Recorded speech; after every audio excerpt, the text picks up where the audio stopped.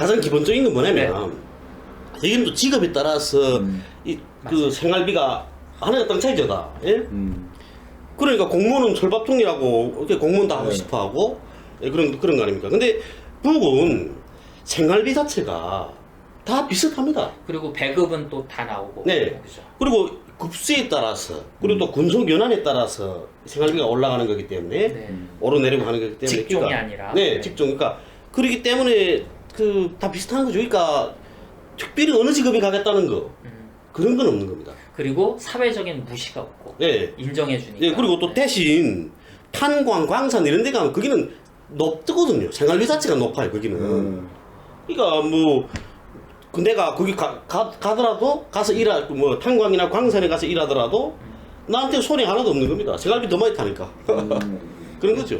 저희 인사 먼저 드릴까요? 네, 여러분 안녕하세요. 네, 저희 왈가왈부또 다시 찾아왔습니다. 뭐 많이 구독해 주시고 시청해 주셔서 정말 감사드리고요. 저는 진행을 맡은 코트입니다. 네, 홍광철입니다. 네. 예, 유영입니다. 네. 사실은 이제 홍광철 씨하고 이제 이렇게 하면서 이렇게 좀 구독자 수가 줄면 어떡하나. 왜냐면 포맷이 저희 여러 번 바뀌었잖아요. 또 광철 씨 따로 계속 올리는 것도 있었고 그런데 또 변함없이 사랑해 주시고 뭐 제가 느낌적인 느낌은 점점 느는 것 같아서 네. 저만 그렇게 생각하나요? 더 열심히 하도록 하겠습니다. 그래서 오늘은 뽑아주신 그 자료가 북의 직업 배치 시스템은 과연 어떠한가 우리 유영호 대표님 특별히 좀 궁금하셨다고 해요. 네. 조금 먼저 소개를 해주시죠. 네. 그러니까 북에서는 우리가 알고 있는 것이 일반적으로 다 알고 있는, 그러니까 뭐지, 별로 우리의 표현 월급, 북쪽은 생활비, 이게 생활비. 큰 차이가 없단 말입니다. 직업에 따라서.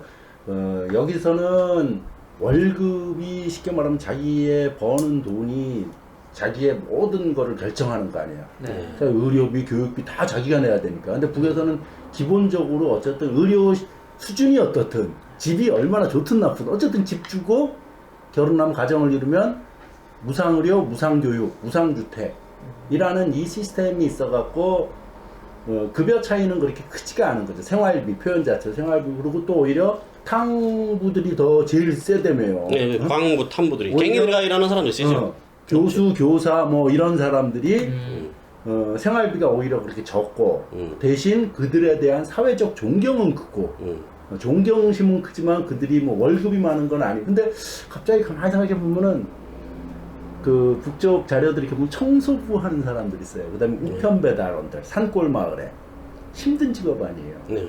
응? 근데 그런 직업은 누가 가느냐?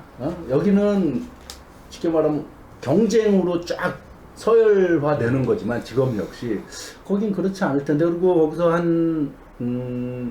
북쪽 동영상이죠. 동영상 보면 주차탑 거리에 우리의 일터가 있다. 네. 그 다음에 도로가족 소대원들이라는 이런 두 개의 영상들을 보면 둘 다 이제 청소부를 다룬 건데, 주차탑 거리에 우리의 일터가 있다. 이거는 그 혁명열사 유자녀들이더라고. 네. 북에도 또 혁명열사 유자녀면 되게 높게, 지난번에 강철 씨가 그랬잖아요. 애시당초 강철 씨가 출발선이 닿다고. 그들은 훨씬 더 앞에 그만큼 사회적으로 인정했는데 그런 출발선이 다른 사회적으로 인정받는 이런 사람들이 청소부를 한다. 그게 참 독특하다 싶어갖고. 그리고 그 영상의 끝에 보면 이제 그런 표현이 나와요. 뭐라 그러냐면 그 청소 반장이라 그래야 되나, 그 세포비 선거 같더라고. 할머니인데 사람들은 나를 보고 도로 관리 할머니라고 부르는데 그 말이 참 듣기 좋습니다. 자기 청소부라고 하는 말이 참 듣기 좋대. 그 다음에 또 한 그 청소부, 이제는 이 도로, 자기가 청소하는 이 도로를 떠나 살 것 같이 못합니다. 그리고 작업반이 정다운 동지들과 함께 걷는 이 길이 우리 혁명열사 유자녀들이 한생토록 걸어야 할 애국의 길, 신념의 길이라고 생각한다. 이 청소하는 게 이 남쪽 사람들 정서는 참 이해가 안 되거든요. 이런 것들이. 그러니까 남한으로 말하면 독립유공자 자녀들. 그렇죠. 네. 그런 분들이 이렇게 그 사회적으로, 남한은 물론 대우를 못 받았지만 북쪽은 이 항일혁명 그 유자녀, 혁명가 유자녀들 그 사회적으로 대우 많이 받습니다. 제가 전에도 이야기했지만 나하고 출발선이 다르다는데요, 우리하고. 야, 나는 우리 할아버지는 왜 항일투쟁에 참가 못했나? 할아버지는 왜 무슨만 살고 계셨나? 이렇게 의견을 가질 정도로. 그런데 이렇게 사회적으로 대우를 많이 받으니까 우리가 사회에서 제일 열악하다고 해야죠. 이게 사계절 도로 관리하는 건데 햇볕에 나가 이래야 되고 그렇지 않습니까? 그래 이런 걸 우리가 유자네들이 맡는다. 아마 이런 의미에서 그 집단 진출을 한 것 같습니다. 유자네들이 보이면. 네? 그리고 우리 집단 진출 같은 문화는 북에서 그 흔히 있죠. 우리는. 그러니까 뭐 농촌에, 네. 탄광에, 광산에 이런 데 집단 진출을 한단 말이에요. 네. 그 집단 진출은 뭐 고등중학교 졸업할 때나 뭐 인민군대나 제대될 때 이럴 때 누구나 하는 거죠. 그러니까 누구나 한다기보다도 그 어느 그러니까 앞에서 선을 끊는 사람이 누군가 있습니다. 그렇겠죠. 야, 우리가 다 가자 이렇게 추동하는 사람이 있는 거죠. 그러니까 이렇게 가는 거 그거는 뭐 본인들이 가겠다면 가는 거고 그 가지 않을 사람은 안 가면 되는 겁니다. 그거는 그렇고 그 다음엔 직업을 북에서 직업들 대체로 보게 되면 그 성별에 따라서 직업이 나눠집니다. 대체로 북은. 그러니까 이제 사회급여망 남한으로 말하면 식당, 뭐 편의점 이런 거에 상점 이런 거 그런 데서 일하는 거는 여성들이다. 그러니까 이건 여성들이 직업인 겁니다. 그리고 의사, 예? 그다음에 교사, 사회급여망, 열차원 뭐 이런 것들 이렇게 이제 서비스업 종사자 그거는 대체로 보면 여성들입니다. 네. 그리고 남성들은 남성이 직업이다 하면 이제 광산, 탄광 이런 데서 뭐 굴착기, 굴진기 몰고 자동차 운전하고 뭐 이런 거. 그러니까 일상적으로 표상에 터이게 남자가 만약에 그 요리사를 한다 하면 남자가 무슨 요리사야. 아, 여기도 옛날에 그랬지. 그러니까 그런 게 있어요. 있거든요. 북한 사람들한테는 직업이 이렇게 갈라지고요. 그다음에 고등중학교를 졸업하거나 인민군대에서 제대돼 왔을 때 그때 사회에서 이제 직업을 배치해 주죠. 그러니까 노동부라는 거 있습니다. 인민연인 안에 노동부가 있거든요. 그 노동부에서 직업을 배치해 주는데 그 물어봅니다. 희망, 본인한테 희망이 있잖아요. 그걸 본인 희망이 적어내거든요. 나는 어디를 갔으면 좋겠습니다. 이렇게. 그리고 거기다 다 적죠. 우리도 학력, 경력 이렇게 적습니다. 적어서 내거든요. 노동부에다가. 그럼 노동부가 보고 지망을 한 3개 정도 쓰는 겁니다. 지망을 3개 정도 쓰면 이 지망에 맞는 그 직업에 자리가 있어야 되는 거죠. 그렇죠. 그 자리가 있어야 그 밀어 있는 겁니다. 거기다. 그 자리가 없으면 첫 번째 지망에 자리 없으면 두 번째 지망을 또 알아보고 세 번째 지망을 알아보고 이렇게 알아보고 세 번째 지망 그지 없으면 그냥 물어보는 거죠. 여기 이런 직업들이 있는데 이런 직업들이 지금 자리가 남아 있는데 어디를 갈 거냐? 그럼 내가 어디 가겠습니다 하면 거기다 보내주는 겁니다.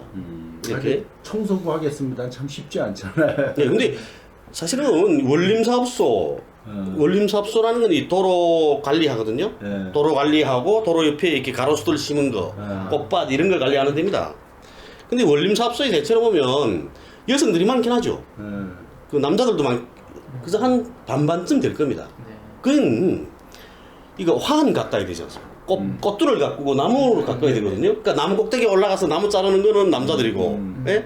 그리고 꽃 가꾸는 여자들이고, 그러니까 도로 청소하는 거, 도로 쓰는 거, 대체로 도로 쓰는 건 못 봤거든요, 나는. 도로 쓰는 건 못 봤고, 평양 같은 경우에는 기계가 하는 거죠. 기계가 하는 건데, 그 여성들이 많더라고요, 평양을 보면. 제가 유튜브에서 봤습니다.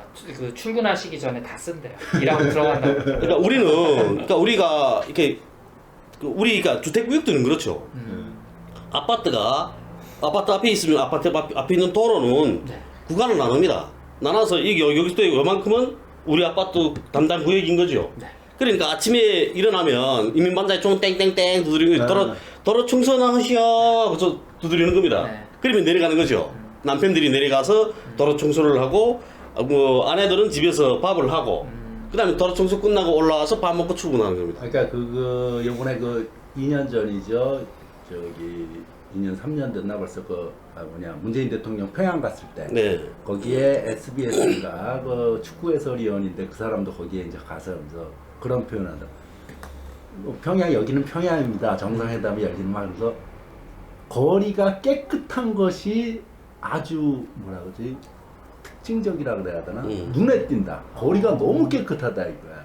근데 좀 전에 강철 씨 말했듯이 이렇게 인민반별로 나누고 뭐 이런 식으로 하면서 거기는 워낙 그런 것조차도 이렇게 청소조차도 조직적으로 이렇게 전체적으로 하면서 평양뿐만 아니라 어디나 다 깨끗해요. 북한 사회는 보면은 자료에 보면은 그런 사회 구조를 갖고 있기 때문에 이게 우리가 화면으로 봐서는 조금 그런데 실제 가보면 훨씬 더 깨끗한가 보죠. 그러니까 그 아나운서도 미래과학자 거리인가 거기서 썼어요. 그때 그래서 거리가 너무 깨끗한 게 아주 인상적이다. 그리고 그쪽에 거리들은 다 넓지 않습니다.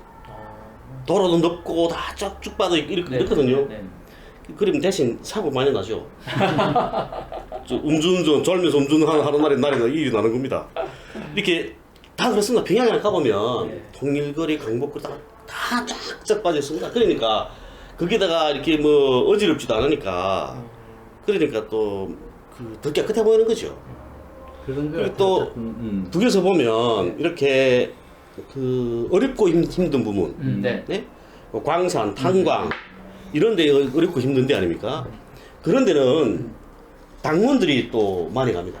아, 당원들이 네, 제일 어렵고 힘든 부분에는 당원은 특권층이라 그러던데. 아예 그런 건 아니고요. 그러니까 당에서 나를 부른다 하지 않습니까? 당에서 당원들한테 그 호소를 하죠. 어느 탄광에 지금 노력이 부족합니다. 예? 그래서 노력이 부족하니까 우리 당원 동지들이 이 탄원해 주십시오. 이렇게 당에서 포치 내려오거든요. 그러면 내가 가겠습니다. 이렇게 가는 겁니다. 그게. 예? 이렇게 제일 어렵고 힘든 부분에는 제일 믿는 사람을 보내는 거죠. 당원들 좀 믿지 않습니까? 북에서 간부 사업하는 것도 그렇거든요. 제일 믿음이 가는 간부는 제일 먼 곳에, 제일 어려운 곳에 보냅니다. 그래서 보면 함경북도당 책임비서를 가는 사람들을 잘 유심히 봐야 되는 겁니다.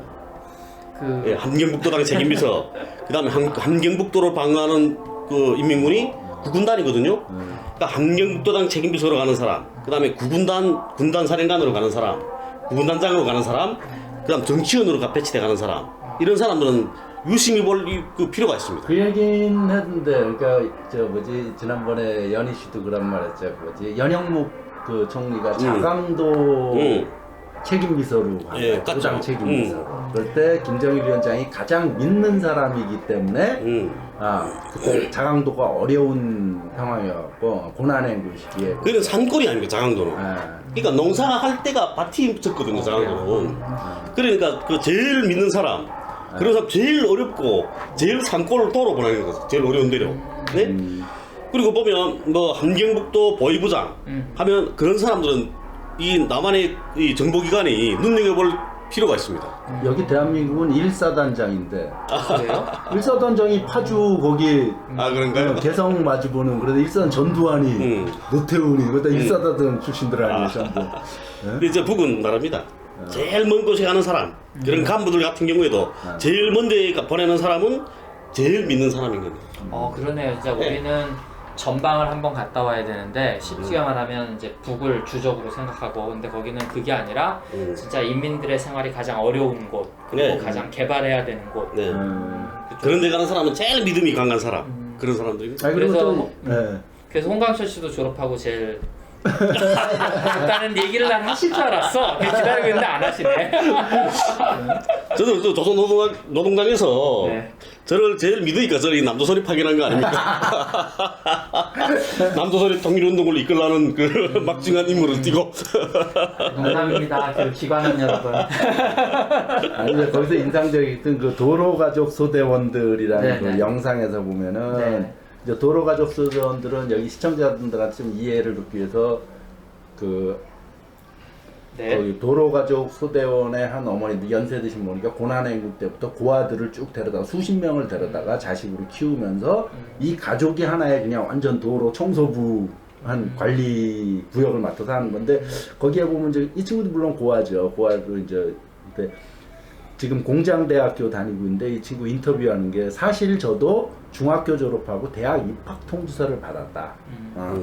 하지만 저에게 저의 작은 이 꿈보다도, 대학 가는 이 꿈보다도 도로 관리에 나선 언니 오빠들의 꿈이 더 소중하게 여겨졌다.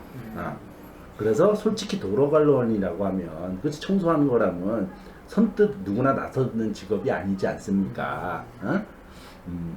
자단 그러면서 그럴수록 오히려 부모들이 청소하는 부모들의 뒤를 이어서 도로 관리에 나선 언니 오빠들이 더 장해 보였고 자랑스러웠다. 그래서 자기도 대학이 아닌 책상머리가 아닌 쉽게 말하면 청소부 하기로 했다. 그리고 물론 공부는 해요. 얘는 이제 공장대학이라서 온라인 수업으로 온라인 수업을 하면서 그러니까 그래서 참 독특하다. 이 대학 가는 대학 쉬운 말로 당에서 대학 들어오려는데 청소부 하겠다고 이러는 모습들 우리하고는 참 많이 다른 어쨌든 직업에 대한 우리 당원들 같은 경우는 그러죠. 이렇게 네. 그 배치 받으러 가지 않습니까? 저는 네. 제대공간이니까 군단 간부부에서 배치를 하는 겁니다. 네. 노동부에서 배치하는 게 아니고 이렇게 간부부에 배치 받으러 가면 간부부에서 묻죠. 어디 가겠습니까? 무슨 묻는 겁니다. 네. 그러면 뭐라 말하는지 압니까? 당에서 부르는 곳으로 가겠습니다. 그래서 이렇게 말하죠. 우리 그래서 간단합니다. 그래서 당에서 부르는 곳으로 가겠습니다. 이렇게 하는 거죠.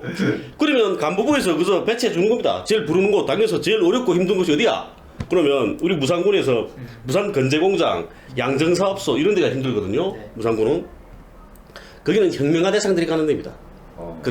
왜 그러냐면 양정사업소 같은 경우에는 북한은 이렇게 기계화가 많이 안 됐으니까 쌀포대림이거든요. 예, 그게 힘들지 않습니까? 우리 건재공장이라는 거는 시멘트, 벽돌, 블로크, 기화 이런 걸 생산하는 데거든요.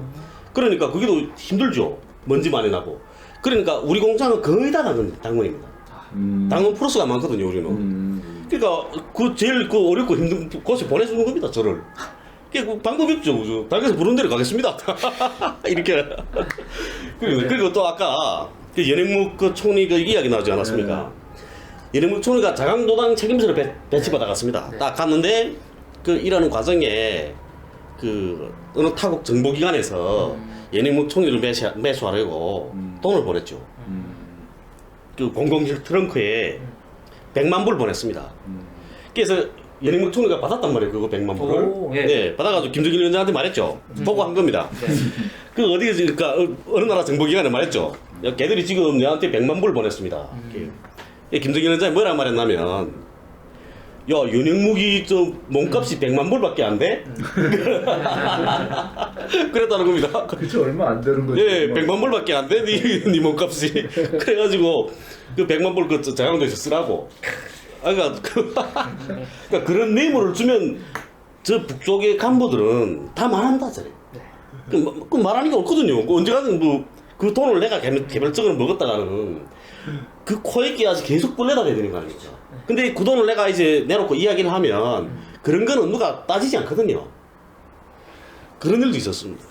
사실은 이제 생각해 보면 직업이라는 게 뭐 말씀하신 것처럼 내가 원하는 곳 그리고 내가 거기에 대해서 준비만 돼 있다면 그리고 또 나를 필요로 하는 곳에 가는 게 당연한데 우리는 그게 아니잖아요. 자본주의 내가 원하지 않더라도 내가 그냥 학력고사 요즘 수능이지만 점수가 되면 그냥 다 의사를 한다고 하면 나는 뭐 물리학을 공부하고 싶어도 의사를 가는 거고 그리고 뭐 돈이 되는데 이런 데로 가다 보니까 이제 우리는 야 이게 진짜 그래? 북이 정말 그래? 내가 원하는 곳에 1지망, 2지망, 3지망을 쓰고 나중에는 거기까지 내가 혹시 또 사람이 뭐 다 원하지만 준비가 안 돼 있을 수 있잖아요. 그래서 이제 안 되면 뭐 네가 나 이러이러한 자리가 있는데 네가 어디를 갈게 물어보거나 혹시 또 정사정이 안 되면 제가 들은 바로는 나중에 뭐 대학을 진학한다거나 교육을 받아서 내가 그때는 공부를 뭐 준비가 안 됐을 수 있으니까 원하는 곳으로 갈 수 있고 혹은 또 이제 내가 사명감을 가지고 내가 필요한 곳에서 일하겠다든지 이런 것들이 선택되는 것 진짜 우리가 지금 생각해 보면 야 그게 가능할까 뭐 이런 그래서 이제 보내주신 자료 중에 이제 다큐 창작소라고 지금 뭐 왈가왈부도 조금 어렵습니다만 다큐 창작소 꼭 들어가서 보시면 좋겠어요. 그러니까 여기는 특별히 이제 젊은 친구들이 많이 활동하는 것에서 저는 더 많이 애정이 가고 진짜 뭐 제가 힘은 없지만 이 뭐 영화 쪽에서 진짜 뭐 도움이 필요하시면은 따로 연락을 주셔도 좋고 여기 보면은 성신여대 1학년 뭐 서울여대 18학번 뭐 성공여대 휴학생 뭐 쭉 해서 뭐 북에도 이러이러한 게 있으니까 쭉 지금 이제 우리 처음에 문제의식을 갖고 우리가 얘기했던 것처럼 쭉 질문하지만 지금 이 젊은 친구들이 고민하는 게 나는 어디를 가야 되지 뭘 해야 되지 진짜 자본주의 사회에서 의미 있는 일 고결한 일 인간의 자존감을 지킬 수 있는 노동이라는 존재하는가 근데 지금 말씀 뭐 강철 씨나 뭐 연희 씨나 재미있게 뭐 그냥 얘기해 주시지만 진짜 뭐 대표님은 저나 사회생활 오래 해봤지만 일하다 보면 되게 공허하거든요. 내가 돈 버는 기계인가? 내가 뭘 위해서 이 일을 해왔지? 하지? 뭐 이런 생각들이 들 때 북에서는 만약에 이런 사회를 우리도 만들 수 있다면 이게 저희는 뭐 반면교사처럼 우리도 그런 사회를 만들어가고 청년들에게 그런 꿈을 줄 수 있다면 얼마나 좋을까. 그런 의미에서 여러분들이 특정 사회를 잘못됐다. 뭐 쿠바도 대표적인 얘기겠죠. 그렇게 비난만 하실 게 아니라 한번 마음을 열고 생각해 보세요. 그리고 태극기 부대 하시는 분들은 본인의 인생을 한번 돌아보십시오. 나는 과연 행복한 삶을 살았나? 그러면 후대들에게는 최소한 그러지 않게 살 수 있게 해줘야지. 꼰대처럼 야 우리 다 그렇게 살았어. 인생이 다 그런 거지. 니네도 돈 보고 따라서 아무렇게나 살아. 나쁜 짓 하면서 살아. 이렇게 권하는 거는 아니지 않을까. 그래서 여기 뭐 다시 돌아가서 죄송한 제가 보면 뭐 이제 일단 여기는 대학 진학률이 한 30% 되고 아까 이제 대표님이 중학교라고 말씀하신 거는 중고등학교 합칩니다. 중등교육이라고 우리도 부릅니다. 네. 중등교육, 고등교육 그러면 이제 대학교 이상이고 우리도 그렇습니다. 네 그리고 그 다음에는 요즘은 이제 과학자들을 많이 되고 싶다고 하는 거 한다고 그래요. 이게 이제 그래요. 당의 어떤 정책과 그러니까 어떻게 생각하면 우리가 북 그러면 되게 뭐 정치 교양하고 이럴 것 같아. 그게 아니라 정말 실사구시의 나라구나 이런 생각 좀 들더라고요. 그러니까 어렸을 때 있잖아요. 우리 때게. 우리 때는 그때는 뭐 김정일 위원장이 예술 좋아하잖아요. 그러니까 북쪽도 보면 네. 최고 지도자를 따라가는 겁니다. 사람들이. 그러니까 최고 지도자가 예술 좋아하잖아요. 그때 우리 때에는 애들이 네 꿈이 뭐야 하면 애들 딱 그랬습니다. 가수가 되겠다. 예술인이 되겠다. 예술인이라고. 예, 예술인이 되겠다고 네. 그랬죠. 그런데 지금의 김정은 위원장은 이게 과학 쪽에 중시하는 사람이거든요. 본인 자체가 또 컴퓨터 프로그래머고 본인 자체가 그렇습니다. 그 김정은 위원장. 그러니까 과학을 중시하는 사람이니까 네. 애들이 지금은 뭐가 될래 하면 난 과학자가 될 거예요 이렇게 하는 거죠. 그러니까 북은 그런 게 있습니다. 김일성 수석 때는 또 그때는 뭐라 하는지 알까요? 그때 그 시절 사람들은 아 그래요? 물어보면 네. 군대 되겠다. 인민군대 되겠다. 군대 가겠다고. 네. 그러니까 김일성은 싸움꾼이었으니까. 빨치산 출신. 네, 빨치산이니까 그 시기 사람들은 군대를 가겠다 하고 했고 김정일 위원장은 예술이니까 그때 그러니까 예술 좋아하는 그러니까 예술가니까 좀 문화적인. 예, 이거 다 예술인이 되겠다 했고 지금은 과학자가 되겠다 하고. 그러니까 보면 이게 최고 지도자가 바뀌면 또 따라갑니다 이렇게 또 보면.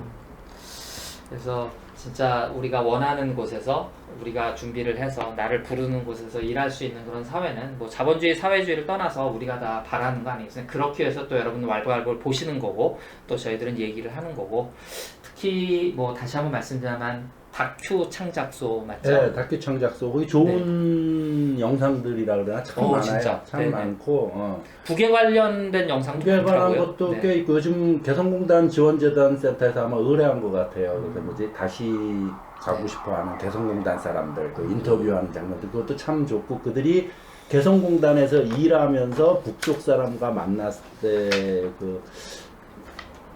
그 표현이 아주 인상적이어서 한 분이 인터뷰인데 아마 다시 재개하면 개성공단 다 다시 가려고 할 거다. 다 가려고 할 거다. 그러니까 여기는 막 안 그럴 거다 뭐 이러는데 그만큼 경제적으로도 손해도 아니고 사람들이 너무 좋더라 이거지. 같이 일해본 그 경험이 네, 너무 소중하구나. 네.